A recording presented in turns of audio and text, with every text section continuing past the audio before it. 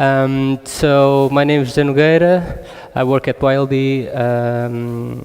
That's my GitHub, Twitter. Just find me online on the meetup as well. Yeah, we've all been there. Debugging, it's good when it's not complicated, and it's bad when things are really, really broken.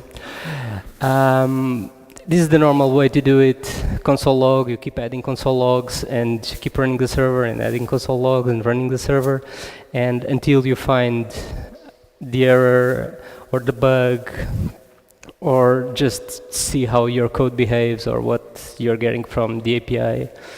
Can I see a show of hands who uses console log for debugging? Yeah. So just today I was revising the stuff, and I found a study by the Node blog, something Rise. I don't remember the name. That they did a survey, and 81% of developers use console log for debugging, which is a big lot of people if we've got better options. So how I got here? I used to use WebStorm, and WebStorm has a really good integrated debugging system. But then I decided to move to Vim, and in Vim, although it's awesome, it's not as integrated, and you don't do the same stuff. And then I had to do TypeScript at the client, and I started using Visual Studio Code because of the integration.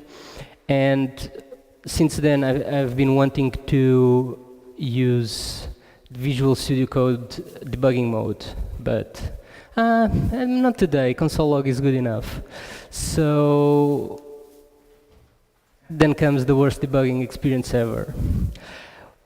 This code, this very expensive, high-end code made by some American teams. Nothing against American developers, but we had like a lot of abstraction, indirection, too many reuse in situations where you could just duplicate code and have a much better experience. So basically, to do a simple server, they had, I don't know, maybe, I don't want to lie, but more than 50 node modules, packages. So this was so bad that, and it was heavily reliant on convention. So after 2 days of 4 people going through the code, we couldn't figure out how it was working. And one day I said, okay, enough. I will not work anymore today until I know how to use the VS Code debugger to do it properly. So enter VS Code debugging. I read a lot of documentation that day. I made some tests, and I'm converted. It's much better now, and if I have to do a quick console log, I'll do it. But if I can, I will go for VS Code. I'm very impressed and very happy with it at the moment. So we can see this is a very integrated experience. If we compare to, I don't know, Sublime Text, TextMate, other, they don't have such an integrated experience. We have here, we have your terminal. We can have multiple terminal windows. We have a debug console. We have the breakpoints. There's multiple types and multiple functions. And here on the side, we have all the variables and scopes present. We can watch and follow certain variables throughout the code execution. There's call stack, loaded scripts, where we can see everything that's been pulled in by Node or the browser, and there's a lot of functions for the breakpoints. I'm going over this. So I just want to recap the console log workflow so that then we can compare to how it's going to happen here. So we have this bug. There's something happening that we don't understand. We go and add a console log. and we run the server and there's nothing, or it's not what we wanted, then we go to the next place in the code where we imagine it is, and we add another console log. And then after some time, you got like 10 console logs saying file this, function that, line, I don't know, variable, and at some point you're just going crazy. And some modules have a way of only using certain loggers, so you're using console log and nothing gets outputted. So it's crazy, and there's a better way. So demo time. I'm going to show you. I've created a simple application that's running off RequireLX app to do some tests. It has a front-end part and the back-end part. We're going to follow some requests and we're going to see how it works. So I'm not going to use this. So we're going to start by debugging the client.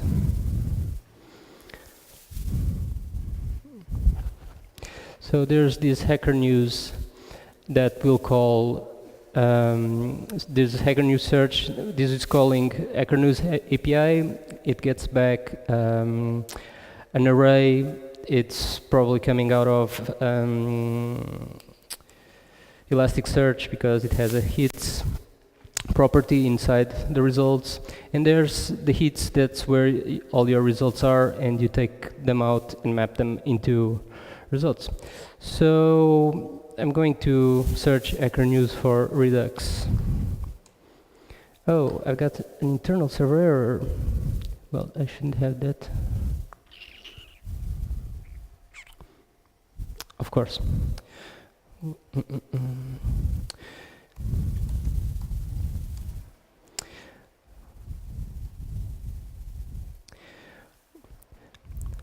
Without the backend, it's a bit harder. Of course. So again, so now what's happening is that when I click the client configuration, it will launch a Chrome application with the debugger attached to it. So now when I search for Redux, it already has the debugger attached. So I've got this error fetching results, cannot read property map of undefined. So we need to debug. We go to, well, there's this very helpful error message from RequireLX app. So it says, well, it's trying to map here when it's, and this search results is coming from the set state, which was then passed to that function. So you go here and you see, well, I'm pretty sure there's a hit in the response, so maybe I'm going to do this and just run it again and see what's coming out of there. Okay, so hits is undefined. That is weird.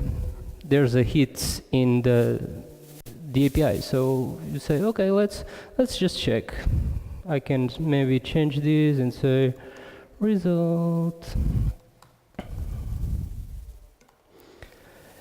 and okay, I don't need this. Let's try again. Because it's RequireLX app, it just keeps refreshing. So I do this, and on the breakpoint, it's saying, well, the array is a results array which already comes with the results. It makes sense because on our server in the API, let me know if the code is too small, by the way. Is it okay? Bigger? Good enough? More? No, not light background. So yeah, so I had forgotten that I already mapped hits here in the backend. So now I know, okay, so this is coming, and if I let this go through, I already got the response here. So this is all good. If I click, I go to a link, so I know I got the right stuff. What about backend? So let me go to the debug pane, and I'm going to do the server. Oh, I don't need the server. Yeah, need to stop this.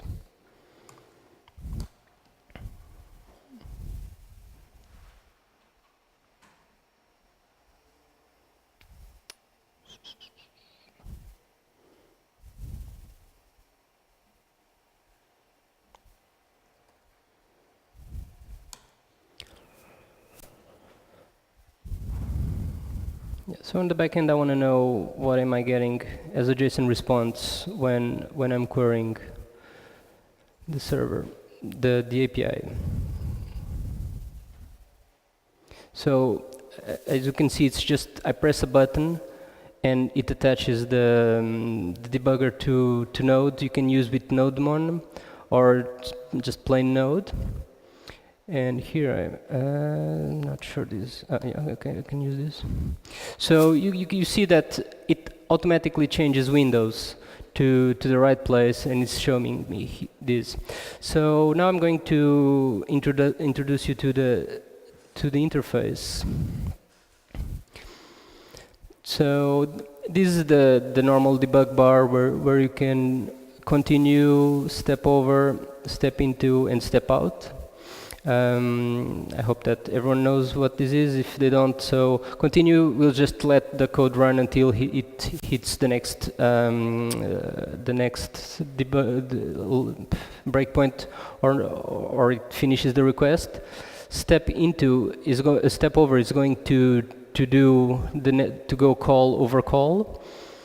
Step into will go inside the functions, and step out will come back. So here in the variables pane, you have the local scope. You can see that inside this function here, you've got these variables. These have the JSON response, search results, which at this point is still undefined. There's another closure, which is the one over here inside the request handler. There's another one which is even higher in this file, and then there's the global one. So here we get all the information. Watch, I can add a variable here, and if I did a lot of transformations over the same variable, I could just put multiple breakpoints and just watch my variables here and see, okay, this is the evolution of the variables. The call stack, when I get here, I know everything that was called before, and much like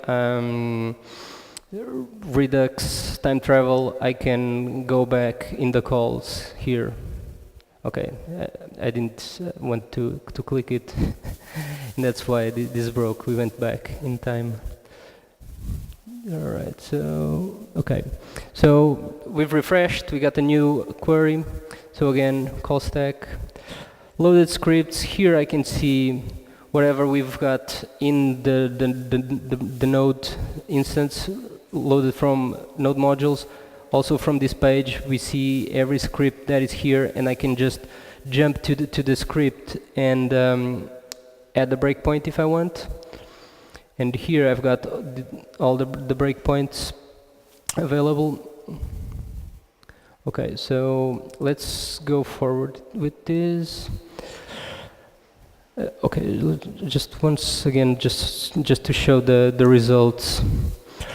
And another interesting thing that we can do here is we can change variables. So if we need to do a test, we can change the value of the variable and then see how things would turn out if instead we got that variable set in a different way.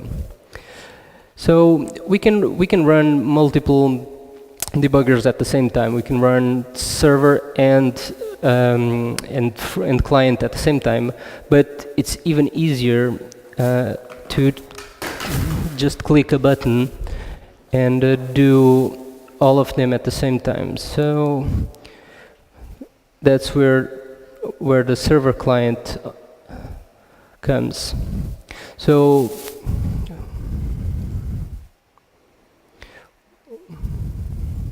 yeah, this is one of the not so nice things about this. It sometimes gets out of state, but if you just reload window, it will work, because when it launches a debugger, it attaches a connection to it, and it will know when the process is finished. But if it's closed prematurely, it will not get the information that it's finished, and it thinks that it's still running. So I'm going to run server and client at the same time. So basically what this is going to do is spawn a new application with the debugger attached, and at the same time attach the debugger to the node instance. So now, for instance, I've got this here, and then I want to know when it comes back. So just a quick tip. Sometimes the ball looks like this. This happens when it can't attach to some points, but that's because we have the server selected. So if we do the client, we see that it's working. So when we do the request here,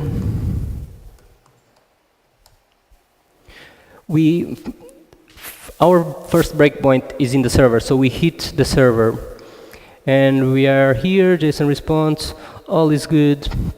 Then when we get here, now we have another variable that's here. Now it's got the mapped objects, it's got much less properties. We can see that mapping happened as expected, right? So I say, okay, let it go through.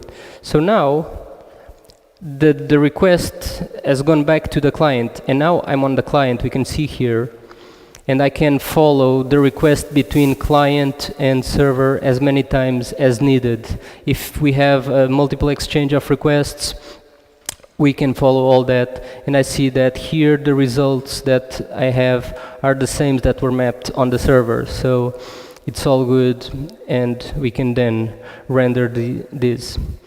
But this is not only what you can do. You can also do remote debugging. So imagine we have an application inside a container running somewhere in a server. And because we have that, and we need to, there's something that's happening and we don't know, and we can remote debug what's happening there. Quick show of the Docker file. So this is a very simple application. I've got this production command that then gets overridden by the Docker compose. It's going to attach the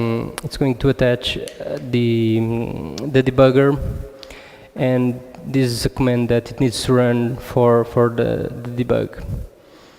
So then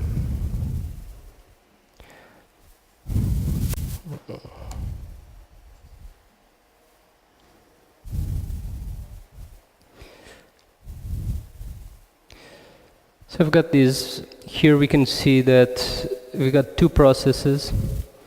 React script start, this is the front end. The server index.js, this is the back end. So now we're inside the Docker file, inside the container actually. And if we go here, we keep the same breakpoints. I didn't have to do anything. And when we run this, so I'm here again. Just run it.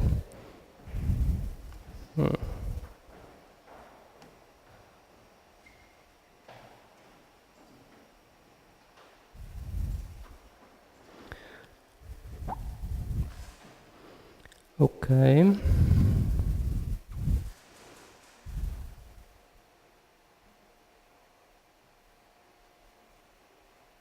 That's not sure why this is happening.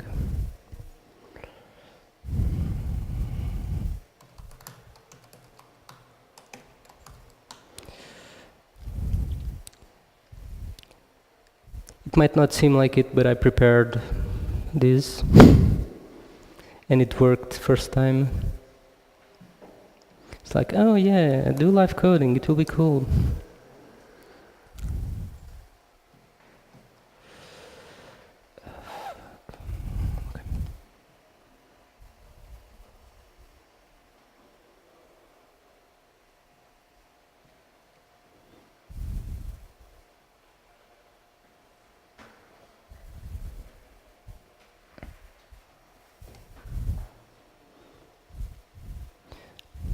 Oh, I think I know what it is.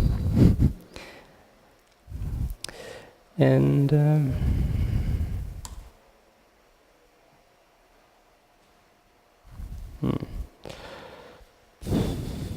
I'm sorry, for some reason this is not working as expected.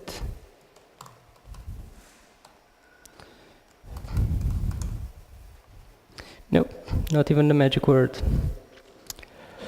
But yes, this works, and I'm not sure why it is not working now, but this works, and there's no reason for it not to be working, because the debugger is attached, and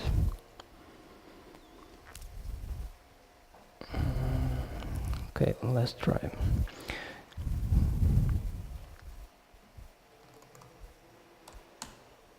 No, I'm not sure why. I'm sorry for that, but it works, and you get to debug wherever's in that container running far from you. So another thing that I want to show is the debugging tests. So debugging tests is also very helpful. I've got this other app here. So there's this extension called JavaScript Test Runner, which is a nice fit with VS Code debug mode. So it's this one, JavaScript Test Runner. So you add the tests, and the test runner will add these things on top, which allow you to run individual tests, run individual test suites, or run debug tests. So when you do this, you're basically launching the test with the debugger attached, and when the test ends, the debugger gets deattached. So I can do from here, debug test,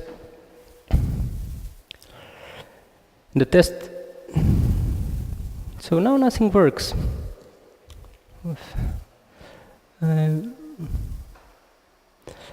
Debug test.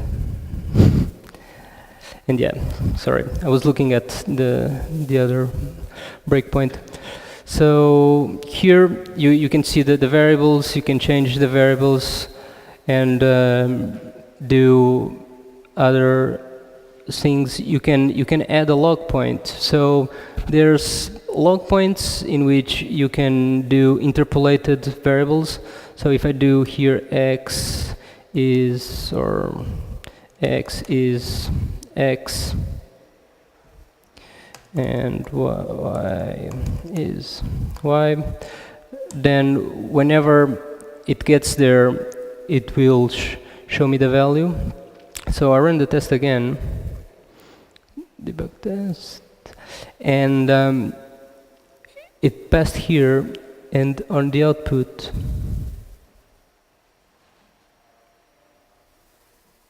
okay.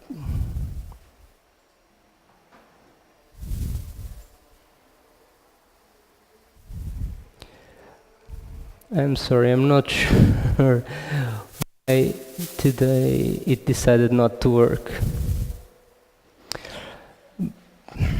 But okay, I'll just go forward. No one wants to stay here. But you have the log points, you have conditional breakpoints, which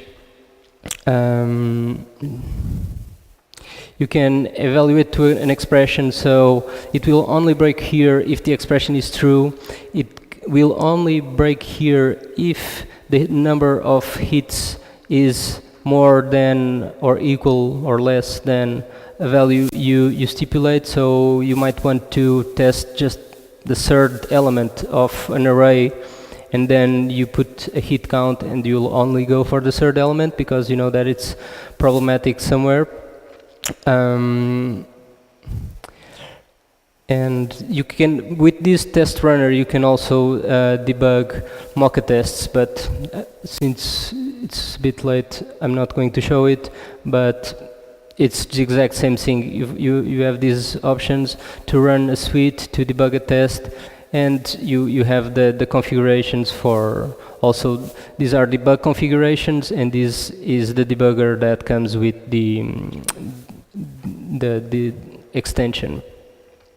So I think it's all. So one good thing about this is that it's got plenty of options and configurations. So if you go to the VS Code debug documentation, it's got a section just for normal debug. There's a section for Node debug, which has a lot more options. It's all very composable and configurable. So there's a lot of things that can be done that are interesting. So cool features. It's very easy to set up, but at the same time, it's very extensible. We can use this, because of VS Code's architecture, we can use this to multiple languages and browsers, so you can be debugging Rust, C#.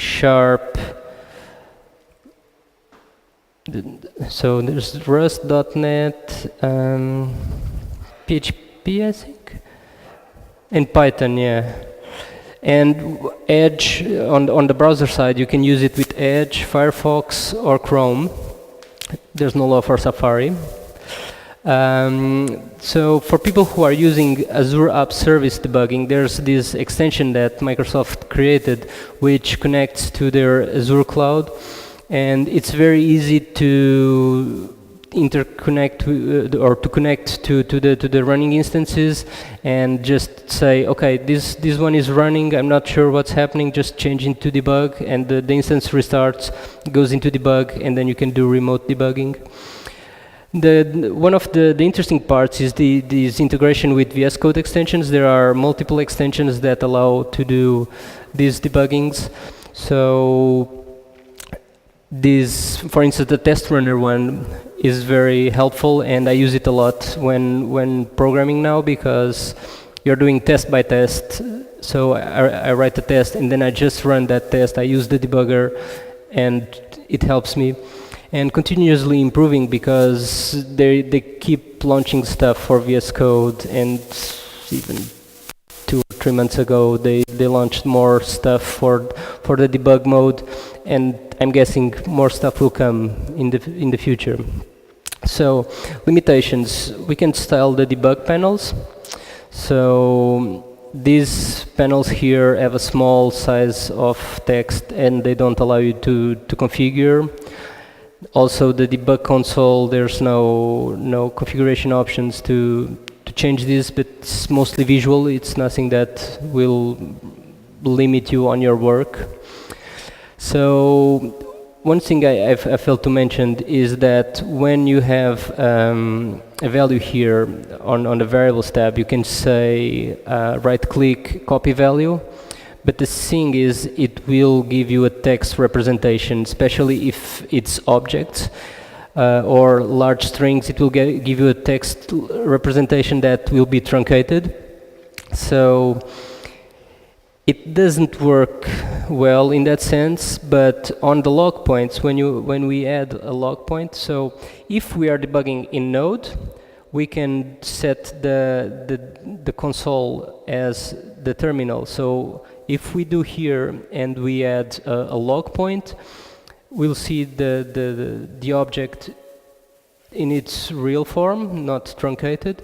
But if we are debugging on Chrome, it will be truncated, because it's not outputting here, or it's parsing the object into the format of the way they had here, where you can go through the properties and interact with it. So one way I found is, when you add a log point, what you want to do is json.stringify, and then here, when you log, you get the result you're expecting. Set value is not working 100%. So when you're debugging and you want to set the value, if you're using the code insiders, it's not going to work fine. I think they broke it. So, but if you're using the normal VS Code, Visual Studio Code, not Insiders version, I've tested, and to my knowledge, it's working fine. You can't do remote debugging of front-end code, so you'll have to use the tools you use now, for instance, the Chrome's element panel to its limitations if you're doing the container remote debug. You cannot set a breakpoint in your code and then run it and get there. Breakpoint positioning, this is not a limitation, but it's sometimes a bit weird to deal with because it will attach the debugger to the point where the code is readable. So if I put a breakpoint here, when I run the server, it will pass me the breakpoint either here or here. It will not stay on line 19 because there's nothing on line 19, and because of the way it works, it will move. So, but here, search results is still undefined, but I cannot change JSON response anymore. For instance, if I wanted to, if I didn't have this log here, to which then I can anchor the breakpoint here and change values in JSON response, it would come here, and here it's too late to change the values in JSON response because of the way the architecture works. I don't know. So sometimes you might have to add a log or another instruction that will allow you to anchor the breakpoint in. And that's mostly it. Thank you. And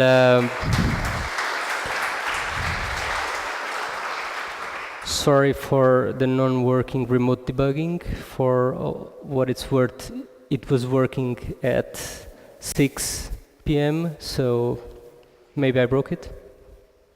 I don't know, it's weird. Have you got any questions? No questions. Great. Right, thank you.